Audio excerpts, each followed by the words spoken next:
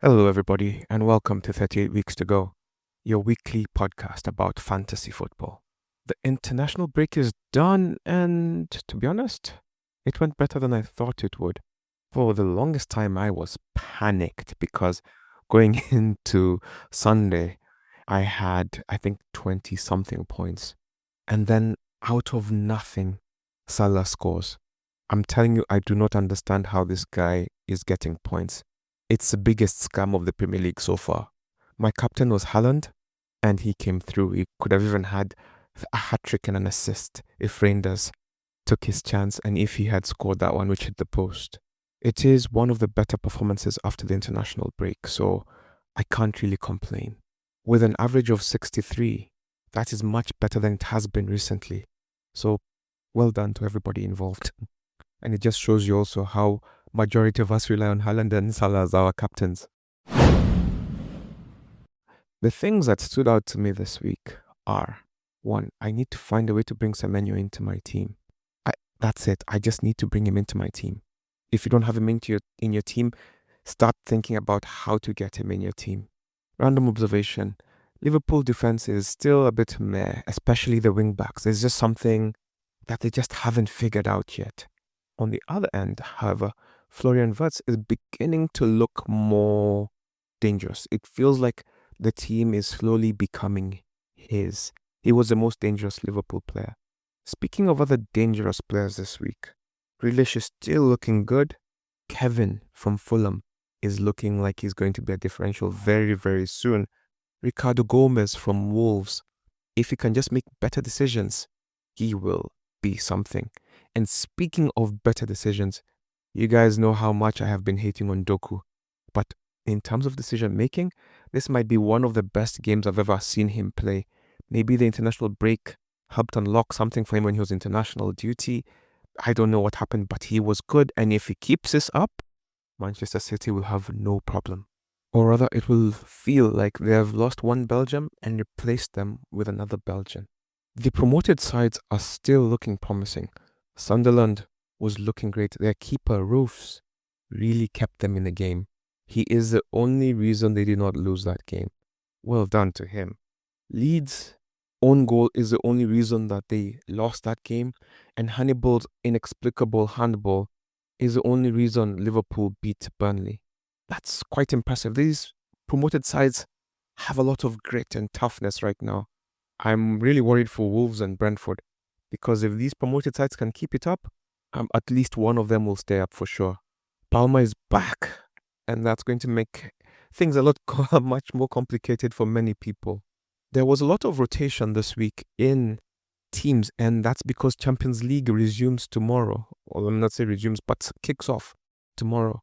And like if you look at Tottenham, if you look at Chelsea, you could see that decisions were made with Champions League in mind. And now this means this is the first we are seeing of how Champions League is going to affect fixtures. And now we will see how it will affect performances after Champions League this weekend. Aston Villa are still struggling. They have yet to score. Yeremi Pino for Crystal Palace could have had a hat-trick if he was more composed. It's his first game, maybe there were nerves, but if chances keep falling to him and he begins to take them, Crystal Palace will be very dangerous. And he might be somebody who can end up being very valuable. I really wanted to judge Forest and West Ham, but when you get red cards, it really changes the game, and therefore West Ham, it's hard to tell, and Forest, it's kind of hard to tell as well. Looking at the fixtures, the marquee game of the game week was the Manchester Derby. Manchester City versus Manchester United. And Manchester United were as shaky at the back as they have been all season so far. And they just could not do anything in this game. I mean, Ahmad tried. Bumo was the one who had the best chances for Manchester United. But Donnarumma was up to everything and he looked good on his debut. Man United decided not to give the new keeper a debut. I'm sure Nana is somewhere very happy with the performance because he would have still lost this game. It didn't matter who was in goal. The chances were just the chances. In fact, Manchester City were a bit wasteful. It could have been 4 or 5-0. Haaland was immense in this game. I think buoyed by his performances over the international break, he looked like he was rested and ready to go. He was fighting. He was making himself felt. Honestly, if you didn't have Haaland in this game and you watch this game, I'm very sure many people will be using their wildcards just to bring him in because otherwise you have to take a hit to bring him in. Haaland looked great. Doku was incredible. Honestly, for me, this is the best Doku game ever. Like, I know he had like that game where he scored like 4 or 5 goals like 2 seasons ago, but for me, this performance shows growth. That's why I love it so much. It shows his mentality is changing. Now, is it a permanent change? We will find out very soon. But his decision making improved, and that's all anybody can ask for from him. Honestly, the starting 11 that Manchester City put out was much stronger than I thought they would be. Considering the absences, the squad they put out was tough. Manchester City were not squad rotating. I mean, they did because they had no choice, but man, that was a tough squad. Foden was back, Silva was in it. It looked like the strongest Man City squad, honestly. And the thing that made this loss maybe even more painful is that Haaland and Onana got man of the match in their debuts for their new teams. So maybe Manchester United is the problem. Haaland was impressive. He scored 2 goals and he finished with the 3 bonus points. Doku had 2 assists and Bernardo Silva had an assist. Foden also scored. He got 2 bonus points and Doku got 1. On the Manchester United end, I would say at this point, only Mbumo looks like a good fantasy prospect. He looks like the strongest one. He seems to be where the chances are, but he doesn't quite take them yet. If I was to pick a disappointing outcome, I would say it is Chelsea 2, Brentford 2. Damsgaard wasn't even playing for Brentford, but Brentford looked dangerous. I guess the real truth is that Enzo Maresca underestimated Brentford, rotated his squad, and then realized that, oh, I've rotated them too much. And then when he made changes, Chelsea looked better and scored. Now, Brentford equalized at the death, but it just is what it was. I believe that this is a valuable lesson for Maresca in that, just like I said last week, his strongest squad is his strongest squad, and his second strongest squad, this is not Europa. This is not the Conference League where he can just put in some random guys and get a result against Brentford. He has to put a good, strong team, not just a good team, a good, strong team. This game happened to be also the one with the most goals. Shada opened the scoring. And then Caicedo is just looking like a good signing right now. Doesn't everybody want them in? I mean, he had the 3 bonus points. He makes the defensive contributions. He should be in everybody's team. Just put him in your team. So Shada scored. Palmer and Caicedo scored for Chelsea and Carvalho scored at the end. João Pedro had an assist, so he's still continuing to contribute. Ajer and Henderson's assist for Shada. Wow. That was the assist of the week, in my view. If you haven't seen it, just check it out. Put Shada in, oh my goodness, it was a beautiful pass. He still has something to offer at this level. Very clear. I honestly wouldn't be surprised even just based on that pass if he gets back in the England squad for real. Caicedo got the 3 bonus points. João Pedro got 2 somehow. And then Carvalho, Henderson, and Palmer each got 1 bonus point. So this was the most disappointing and the highest scoring game at the same time. So it was also quite an entertaining game. Just depends on your perspective, I guess. Looking at the top performers of the week. Starting in goal. Roofs from Sunderland, 10 points. Leno, Pope, Vicario, 8 points. Raya, Martinez, Henderson, Pickford, Becker, Donnarumma, 6 points. What does that tell you? There were a bunch of clean sheets this time around. How many clean sheets? 8. 8 clean sheets. When it comes to defenders, Van de Ven was a top performing defender with 14 points. I feel so bad because he's on my bench. Romero, 12. Anderson, Mukiele, 10. Gabriel Jesus, Mings, Bogard, Bassi, Konate, Alderete, 9. Very high-performing defensive teams. When it comes to midfielders, for the first time in, I guess, this season, Zubimendi, 16 points. Most points of any player this game week. It's a midfielder. 16 points. Semenyo, 13 points. I have to bring him into my team. Caicedo, 12 points. Foden, 12 points. Bergvall, who scored a really nice header from a beautiful pass from Romero, by the way, 11 points. And Doku, rounding up everyone, is the bottom with 10 points. Looking at the strikers, Haaland finished with 13 points. Voltemada, 9 points. Really powerful header. João Pedro, 7 points. Gyökeres, 6 points. Evan Nilsson, 5 points. Looking at some stats from the weekend, with just 4 points from 4 games. This is Manchester United's poorest start to a league season since 1992-93, when they also had 4 points under Sir Alex Ferguson. So maybe good things are yet to come. With Pep's 10th win over Manchester United, it makes him only the third manager for either City or United to have 10 wins in the Manchester Derby. Alex Ferguson, of course, is number 1 with 20. Matt Busby has 15, and he's third with 10. The machine, the robot, Erling Haaland has scored his 50th goal in his 50th home Premier League game. Only Alan Shearer did this in fewer games. Alan Shearer did it in 47 games.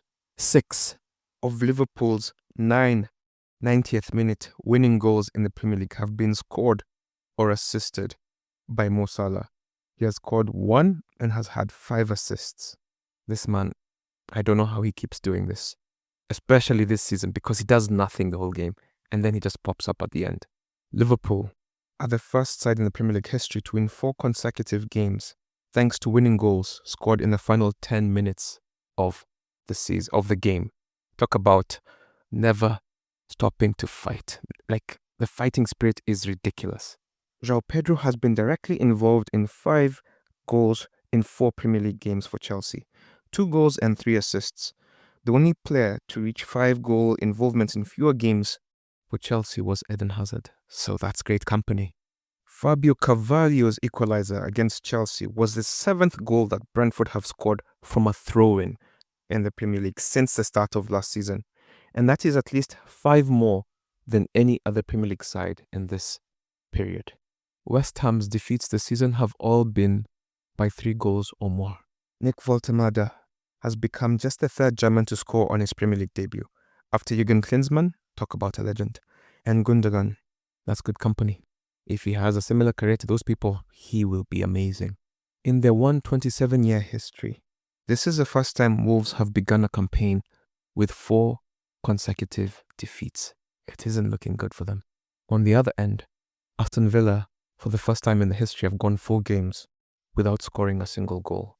Zubimendi, Merino, and Odegaard started a game together for the first time since 2019-2020, when they were all in Real Sociedad. How times have changed.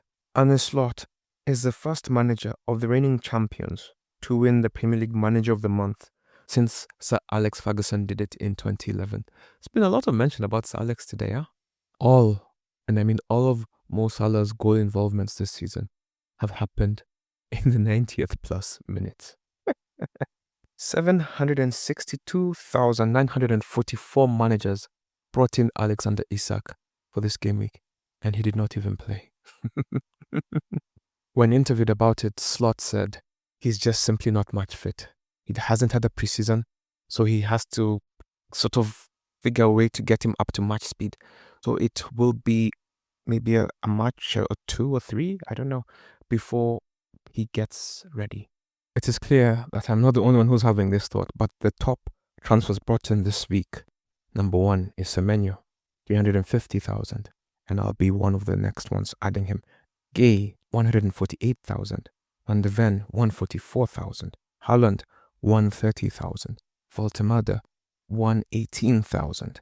Top transfers out, Ait Nouri, 146,000, Ola Aina, 130,000, Ekitike, 101,000, Wood, 101,000, Verts, 98,000. So it's clear people are giving up on Forest and a bunch of Liverpool players. The most selected player this week was João Pedro. The most captained was Mo Salah. Most vice-captained, João Pedro. The average points for the game week was 63. So if you got 63 and above, well done. The highest points this week was 139 points, and this manager used their bench boost. In goal, he had Raya, who gave him 6. Gay gave him 6. Gabriel gave him 9. Van de Ven gave him 14. Oof. Romero gave him 12. Wow. Salah gave him 9. Zubimendi gave him 16. Enzo gave him 4. Caicedo gave him 12. João Pedro gave him 7. Haaland was his captain, gave him 26. His bench was meh. Pope gave him 8. Muniz 2. Spence 5. And Reinders 3. And that gave him a total of 139 points. In our league, Leon Mortier, manager of Comsi Consa, that's a funny name, was our leader. He had 103 points. And he used his triple captain. Pickford was in goal with 6 points. Consa, 6 points. I guess if you're called Comsi Consa, you have to have Consa. Cucurella had 1 point. Gabriel, 9. Esteve gave him 4. Eze gave him 6. Reinders gave him 3. Semenyo, his triple captain, gave him 39. Salah gave him 9. João Pedro gave him 7.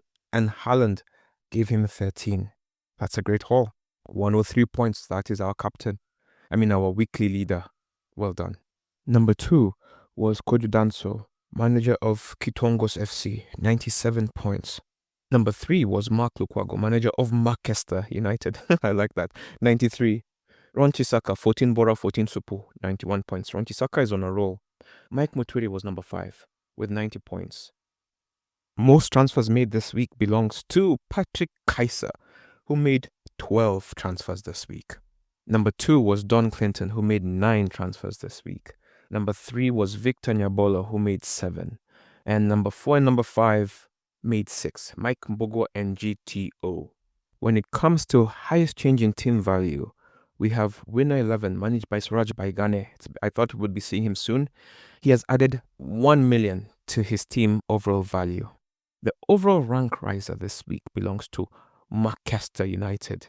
Manager Mark Lukwago has jumped 4.3 million positions in rank in the Global League. In our league, he is the same, and he has jumped 149 positions. Look at that. Well done to you. When it comes to the team with the highest value, it belongs to 14 Bora, 14 Supu. Ron Chisaka. His team is valued at 101.3. When it comes to worst team value, it belongs to Oliver Almasi, manager of Checkmate. His team has dropped by 0.6. When it comes to rank dropping, Mr. Patrick Kaiser, who just made a bunch of changes as you heard, has dropped 5.3 million positions globally. When it comes to disappointing transfer outcomes, Patrick Kaiser, he lost 42 points to make those changes. When it comes to lowest team value, it belongs to Kojo Danso, who did well, but his team is worth 99.1. When it comes to streak of red arrows, Usif Umar has had red arrows for 3 weeks in a row now. When it comes to the most points lost on the bench, the team is called Ruto Must Goals, managed by Dennis Odera. He had 33 points on the bench. That is painful. On the bench, he had Van de Ven, who had 14, Zubimendi, who had 16, Traore, who had 0, and Dubravka, who had 3. So really, that's his 30 points on the bench. And he had 59, so he could have gotten 89 points because he had a 0 on his team. Oh, who got nothing. That's painful. That's very painful. Number 2 was Dennis Com, who had 28 points on the bench. Usif Umar had 27 points on the bench. Low-Key had 25 points on the bench. And then you have me, yours truly, host of this show, 24 points on the bench. I am still very bitter about it. When it comes to lowest rank, Patrick Kaiser has dropped 111 positions. So he's not having a great week. When it comes to better news, Kojo Danso has been on the rise and he has been having green arrows for the last 3 weeks. Keep it up, sir. Team with the most goal scorers belongs to Manchester United. I'm really enjoying this name. He had 7 different goal scorers in his team. Best transfer outcome belongs to Amos Mwangi, who gained an impressive 38 points due to his transfer decisions. Keep it up, sir. When it comes to captain choices, People really thought that Burnley would be given the business, and 94 of you chose Haaland. Sorry, I'm joking. Chose Burnley's Liverpool as a fixture, and you decided Mo Salah would be the one to get the goal, and you were right. You just thought it would be more. 94 of you chose him. 19 people chose Haaland, so we are a special people. João Pedro was captained by 19 others. Gyökeres was captained by 16 others. Ekitike was captained by 10 others. Gakpo by 6. So as you can tell, it's very clear that people thought Liverpool would hammer Barnsley. Wood was captained by 3. Mateta was captained by 3. Richarlison was captained by 2. Grealish 2. Eze 2. Neto 2. Palmer 2. Bomo 2. And then you have Kudus, Johnson, Odoi, Isak, Cunha, Fernandes, Wirtz, Van Dijk, Raul, Munoz, Enzo, Semenyo, and Watkins captained by 1. And that Semenyo triple captain was the one that was the most important in our group this week. Congratulations again to you, Leon Mortier. When it comes to our table, architect Sadiq Suleiman is still number 1. He got 72 points and he has 290 points. Number 2 is Leon Mortier, who came in hot with his 103 points. He closed the gap to 7, so he has 283 points with his 103 points. Number 3 is Kojo Danso, who has been doing well for the last 3 weeks. 97 points, 282 points. Ahman Aboki Jr., 280 points. Elfleek, 270 points. Number 6, Usif Umar, 269 points. Number 7, Moses Chege, 266 points. Eric Moranga, number 8, 264 points. Kojo Danso, 262 points. So you can see Kojo Danso has 2 teams. Interesting. FC Mato rounds up the top 10 with 259 points. At the bottom of the table, we have Ayodele Oladuni, who has 114 points. In 194th position, we have One Kimko, who has 135 points. Number 193 is Mike Wow, who has 145 points. In 191, we have GTO, who has 152 points. Don't worry, guys, it's still early, and I'm sure you can change things. When it comes to this week and making your changes, I would encourage you to wait for as long as you can, because there's Champions League this week. Champions League football is back, and you've already seen how it has affected rotations for the weekend, which means it could affect rotations for this coming game week. Why? Because people can get injured. So please, if you're choosing from players that are involved in the Champions League or other European competitions this week, please be careful and wait for their matches to end and see if they made it unscathed. Okay, the game week kicks off on Saturday with the Merseyside Derby, which will see Liverpool take on Everton. Now, as we know, Liverpool will definitely be playing in the Champions League and Everton will not be. So Everton might have an advantage of fitness and preparedness. Now, it's hard to talk about injured and suspended players, so I can't because we don't know. But Isak, if he does play, he will come in later. Now, when looking at their previous 5 fixtures, it is overwhelming. Well, not overwhelming. 2 Liverpool victories. Okay, 3 Liverpool victories, 1 draw and 1 loss. So they are favored. And they will be looking to carry on with that. They will be playing at home and will be looking to win. Now, on the Liverpool side, after that game, it's very hard to recommend anybody because outside Wirtz, because I won't even lie, Wirtz was the most promising looking player. Him, Ekitike showed flashes, Gakpo not so much, Salah, until the penalty, he had done nothing. And I think they're phasing Salah out of the team as we're watching him be phased out. It's quite wild to me. But if I was to recommend 3, I would say you have Salah, Ekitike, and Wirtz. On the Everton side, Grealish, Beto, and Ndiaye. Brighton take on Tottenham. Brighton were unlucky to lose to Bournemouth, They just made 2 mistakes. Well, the first goal happened when there were 10 men. A guy was off the bench, off the team, injured, and he was a defender. And then the second one was a bit of a very soft goal. And so I think they were unlucky to lose 2-1. They deserved at minimum a draw. But Brighton, maybe that's the kind of luck they will have this season. And if you believe that, Tottenham might have the advantage. Tottenham were convincing winners over the weekend, winning 3-0, and Brighton lost. So both teams will be looking to do better. Now, Tottenham will have played Champions League football, and there might be a rotation. If you noted in the game week, Richarlison and Brennan Johnson did not play. I believe it's because they are going to start tonight. I mean, they're going to start in the Champions League. And depending on how that goes, they may or may not start on the weekend. And now that means it might be a gamble to have a strong investment in the front half of Tottenham players. Now, if you're choosing Brighton players, Mitoma, Minte are the strongest 2 right now. I struggle to think of a third one. Welbeck hasn't started. He's in the Ollie Watkins camp. Now, on the other end, on Tottenham, they have been surprisingly good defensively. So I would say a defender, be it Van de Ven or Romero or Vicario even. And then going forward, now that becomes tricky because is it Kudus? He got robbed of an assist, if you ask me. Is it Brendan Johnson? Is it Richarlison? Is it I honestly can't tell who will play. And I believe it will become clearer closer to the game as Champions League will be done and the manager will be able to give some feedback. So if you're choosing Spurs players, if you're looking to get into them, at least get into them after you know they've gone through Champions League unscathed. Burnley versus Nottingham Forest. Burnley have been impressive so far.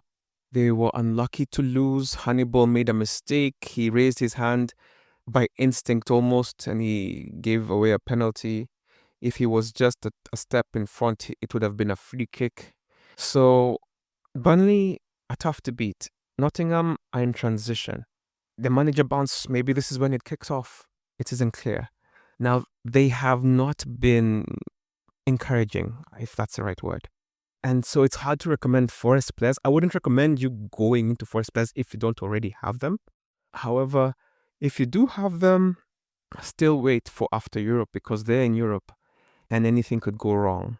So, but I would say Ndoye, Wood still, and Morgan Gibbs-White are still the favorites. I wouldn't encourage anybody to have Forest defenders right now. For Burnley, I would say Foster, Cullen, if he's back, and Anthony. Anthony would also be good. Ogechukwu got a red card, so he definitely will not play. If you want a defender, Estevie looks good. Maybe Walker or Hartman. I don't know. It would depend on you, but I wouldn't be entering this game for defense. West Ham take on Crystal Palace. West Ham got a red card. They were down 1-0 at that point, and after that, Thomas Frank's team just dismantled them. They took advantage of the one man off the pitch. Now, Souček got suspended for the red card, so it'll be interesting to see how they adapt. He tends to be important. Crystal Palace have won 3 of their last 5 encounters. There's been 1 draw and 1 win for West Ham. I believe Crystal Palace are in better form, and I believe they will be favourites for this encounter. On the West Ham end, Yeremy Pino, he will be a differential if you're looking to be sneaky. Mateta, of course, is obvious. And then if you're a guy for Gay, have Gay. If you're a guy for Munoz, have Munoz. Or if you're a guy for Mitchell, have Mitchell. On the West Ham end, it is Paqueta and Bowen right now. I wouldn't encourage anything more than those 2. And something interesting, they signed back Fabianski, so maybe he will be featuring at some point. Wolves take on Leeds. And I think this is an early relegation battle. Wolves, to me, look like they have fight in them. They just don't have the results in them. And this is a kind of game where they should get a result, or they will be really thinking of getting a result. And Ricardo Gomez will play a big part in that. And the Korean guy, and their new striker looks promising. Aru Kodare, I hope I've said that correctly. He looked like he's strong and powerful, and there were some passes he could have gotten and he could have been more threatening. And I think that's just a thing of getting used to each other. I think in time he will be worth having. And also, they lost to Newcastle. There's no shame in that. On the Leeds end, they scored a really unfortunate own goal. Goodmanson, after having a great week, the game week before international break, he came with an own goal that is super unlikely to be scored. You'd have thought he was a striker. Great finish. They defended really well. And so this feels like a match amongst their peers, and I think they would be more dangerous.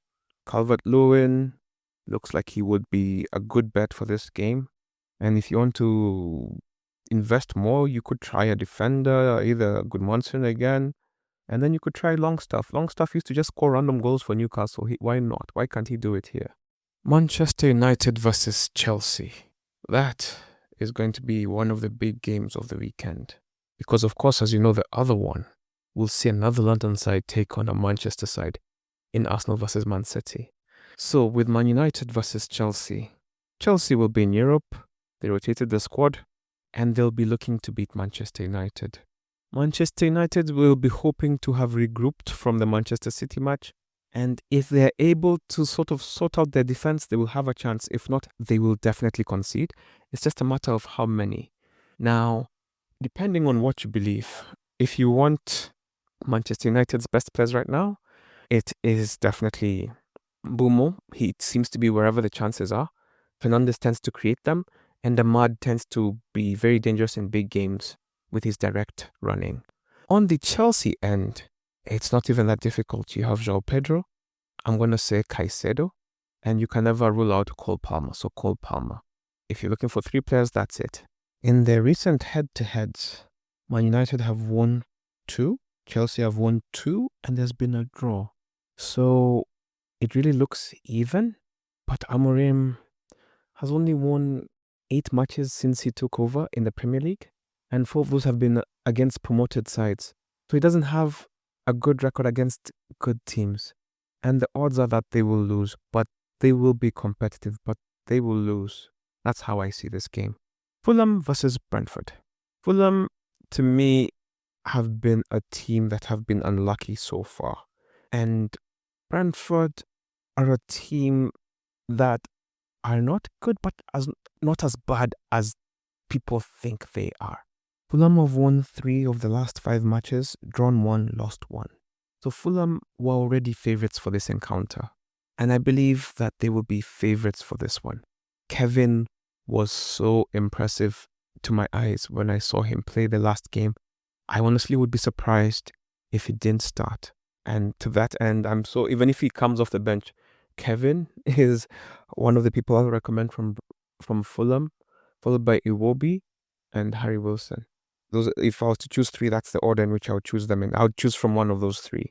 On the Brentford end, I would say Ouattara, Sada, and the striker up top. If Damsgaard is not back because he was sick in the last game, I think Chelsea might have been lucky. Igor Thiago, I think, is his name. That's the striker I would recommend. Those are the 3 players I'd recommend. Both teams gave a good showing last time out, and they will be looking to do better. Sunday sees Bournemouth take on Newcastle, and this game tends to produce interesting results. Last time they played, Bournemouth beat Newcastle at home 4-1. That was quite a surprising result, and it was one of the games that Kluivert had a hat-trick. So if Kluivert plays, why not? But if he doesn't play, you have Semenyo, you have Evan Nilsson, and you have Scott. Those are the 3 I would recommend. On the Newcastle end, big Nick Voltemade, first person. And then you have Jacob Murphy. The manager seems to have fallen out of love with Elanga already, so not him. Pick Javi Barnes. And if you're not looking for one of those wingers, I would encourage you to try luck with Joelinton, Guimaraes, or Tonali. But starting with Tonali because he had the assist in the last game and he looked really good. When those 3 play together in the midfield, Newcastle feel much, much more powerful and much more creative. And if you believe that they will perform, then you should believe in a clean sheet. And if you believe they'll perform, get a defender if you don't already have one. But with Semenyo, anything can happen. Their head-to-head shows Newcastle losing 3 times and drawing twice. So Bournemouth are favourites. Sunderland versus Aston Villa. On paper, you'd think this is an easy game, an easy W for Aston Villa, but they have not yet scored this season. 0 goals so far. So the most likely result in this game is 0-0. That's just how it looks to me right now. Now, if you believe that to be the case, maybe you should be getting like Matty Cash, Emi Martinez, and Konsa. Komsi Konsa, you know? Just until, if you have Watkins and Rogers still, fine, keep them. This could be a good game for them to start scoring. But if you do not have them, do not bring them into this game. On the Sunderland end, they are looking like they're just figuring things out piece by piece. Mukiele, who was signed from PSG, is already looking really, really good. And at 4.0, that's looking like a steal to me. And I would not blame anybody for getting their keeper, Roofs. He does really good. And then up front, you have Mayenda, Isidore, and Adingra. Honestly, Sunderland, if you want to choose their players, it's just faith. It's just faith. You're liking what you see and you're just reacting to what you've seen. That's all. For the final game, it will be Arsenal versus Manchester City. And now, this one is just really about 2 things. Do you believe Manchester City have become a good team, or Manchester United bad? Because if you believe that this is a Manchester City for last season, then you might as well have 3 Arsenal players, because Arsenal are going to win this game easy peasy. But if you believe Manchester City are somehow a different team, then honestly, you're looking at Doku, Haaland, and maybe Bernardo Silva or Foden, because these, especially Bernardo Silva, tends to be a big game player. On the Arsenal end, if you believe that Manchester City are that same team for last season, then even without Saka, they will be quite destructive. And Gyökeres will definitely score. And you can choose between Eze and Madueke. And then maybe between one of them, and then you can choose either Rice. Actually, just choose Rice. And then if you want a defender, choose your defender. I believe Manchester City are not over that line yet. Even though I was very impressed with how they beat Manchester United. But Manchester United don't defend. Against a team that defends, I think they will struggle. I'm giving the slight edge to Arsenal in this one. When it comes to the FPL FDR, Arsenal are taking on Manchester City, Newcastle, West Ham, Fulham, and Crystal Palace. After the Newcastle game, their fixtures become much easier, and I'll be moving into Arsenal. Even though I do think they're favourites for this Man City clash, I just want a clearer run. Aston Villa take on Sunderland, Fulham, Burnley, Tottenham, and Man City. Their fixtures are about to start getting more difficult, and they really need to wake up. These games are easy on paper, at least some of them are, but it's really up to them to wake up. Bournemouth have Newcastle, Leeds, Fulham, Crystal Palace, and Forest. After the Newcastle game, their games are much more winnable, and they will be an interesting team to have. Semenyo, I'm looking for a way to bring him into my team. Brentford have Fulham, Man United, Man City, West Ham, and Liverpool. 3 of those games are difficult, and 2 of those games are tricky. I wouldn't be getting into them right now, but that's what their fixtures look like. Brighton have Tottenham, Chelsea, Wolves, Newcastle, Man United. 3 of those are tricky, and 2 of them are not so tricky. But Tottenham will be an interesting game, and I think we'll see if their luck is back. If their luck is not back, I don't think they'll make it through this spell of theirs. Burnley have Forest, City, Villa, Leeds, Wolves. Honestly, at this point, I think only City are the most difficult game for them, and I think they can win the rest, or at least be very competitive. Chelsea have Man United, Brighton, Liverpool, Forest, and Sunderland. It's really a mixed bag, a real mixed bag. It can go anyhow. They could win all, they could win some, they could lose some. It's a very mixed bag. In fact, this 5-game spell will tell you all you need to know about Chelsea and their credentials for the title. Crystal Palace have West Ham, Liverpool, Everton, Bournemouth, and Arsenal. They have been very difficult to break of late, so I think 3 of those 5 will be good for them, and 2 of those 5 will be very difficult for them. Everton have Liverpool, West Ham, Crystal Palace, City, and Tottenham. Now, For Everton, maybe Liverpool might be too tough for them, but I think they can be competitive against West Ham and Crystal Palace and Spurs as well. City, I think that's a big L. Fulham have Brentford, Villa, Bournemouth, Arsenal, and Newcastle. Brentford will be okay. I think Villa will be fine. Bournemouth will be tricky. And then Arsenal and Newcastle will be difficult for them. Leeds have Wolves, Bournemouth, Tottenham, Burnley, and West Ham. This is a good stretch for them. And I think they should make very good inroads into staying up if they get the right results here. They can build good momentum as well. It's just a matter of who will be. Will the strikers, Mr. DCL, take the challenge and do something? I don't know. It'll be tricky. But they have an opportunity here. Liverpool have Everton, Crystal Palace, Chelsea, Man United, and Brentford. Honestly, Chelsea are the most difficult game for them in this stretch. Man City have Arsenal, Burnley, Brentford, Everton, and Aston Villa. After the Arsenal game, I think it's going to be easy pickings. Man United have Chelsea, Brentford, Sunderland, Liverpool, and Brighton. Man United look good sometimes. I can definitely see them losing to Chelsea and Liverpool and then being competitive in the others. Newcastle have Bournemouth, Arsenal, Forest, Brighton, and Fulham. Now with Newcastle and the other European sides, everything will be clearer once we see how they bounce back or react to the midweek European fixtures. These games look good. I mean, outside Arsenal, the games look winnable, but let's see.